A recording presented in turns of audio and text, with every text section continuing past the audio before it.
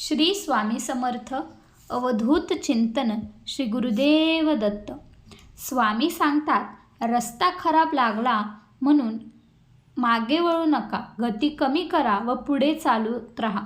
कदाचित पुढची वाट चांगली असू शकते. स्वामींच्या लीला सादर करीत आहोत. स्वामींची लीला सगळ्यांनी ऐकावी. ब्रह्मांड नायक स्वामी समर्थ महाराजांच्या अनेक लीला केवळ अद्भुत आणि अचंबित करणाऱ्या आहेत. एके दिवस मदोन्मत्त झालेल्या गजराजाला स्वामींनी शांत केल्याचे सांगितले जाते. स्वामींचा भक्तपरिवार खूप मोठा आहे.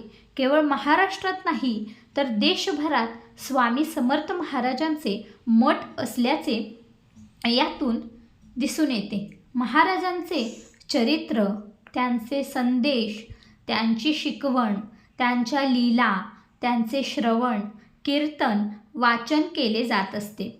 स्वामी भक्तांना नियमित मठात जाता आले नाही तरी ते घरी राहून स्वामींचे नामस्मरण करतात, उपासना करत असतात. स्वामी समर्थ पाठीशी असल्याचे अनुभव अनेक स्वामी भक्तांना आल्याचे सांगितले जाते. स्वामी समर्थांच्या लीला त्यांच्या समाजाला प्रबोधन करत असतात. त्यातून काही ना काही संदेश समाजाला मिळत असतो.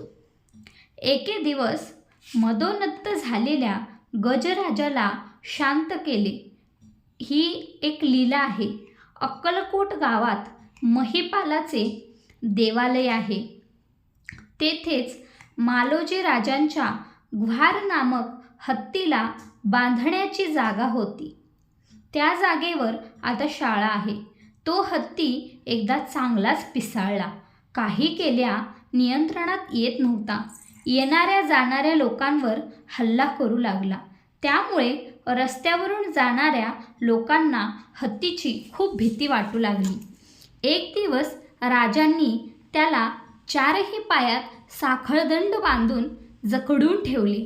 तरी तो सोंडीने नागरिकांवर दगड भिरकवत असे. अखेर वैतागून मालोजीराजे स्वामींच्या दर्शनाला आले. राजे महाराजांना म्हणाले, आमचा हत्ती फारच माजला आहे. नागरिकांना खूप हत्तीची भीती वाटू लागली आहे. त्यासाठी स्वामी काहीतरी केले पाहिजे असे मालोजीराजे स्वामींना सांगत होते.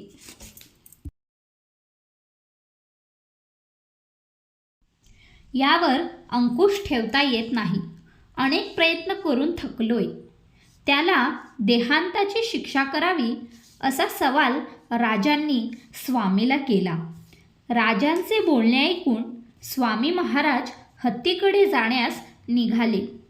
वाटेत स्थानिक भक्तगण महाराजांना विनंती करू लागले, या रस्त्याने जाऊ नका. तो हत्ती मोठे दगड भिरकावीत असतो. मात्र महाराज पुढे गेले. ज्यांची सत्ता जगावर चालते, ज्यांना प्रत्यक्ष काळ घाबरतो असे साक्षात प्रत्यक्ष दत्तावतार श्री स्वामी समर्थ सोबत असताना चिंता कसली? हत्तीला बांधून ठेवले होते. तिथे गेल्यावर केवळ एकनिष्ठ शिष्य सोळप्पा आणि बाबा यादव हे 2-4 जण स्वामींसोबत थांबले. स्वामी महाराज कंबरेवर हात ठेवून हत्तीसमोर उभे राहिले आणि रागाने त्याला म्हणाले, अरे मूर्खा, समजलास काय? चढेल तो पडेल. बाष्कळपणाचा अभिमान सोडून दे. स्वामींचीच आज्ञा ऐकताच हत्ती शांत झाला.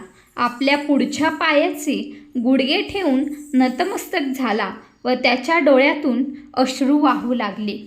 बघा, अशी ही आपल्या स्वामींची लीला आहे. स्वामी भक्तांनो, स्वामी भक्ती करण्यास, नामस्मरण करण्यास मुकू नका.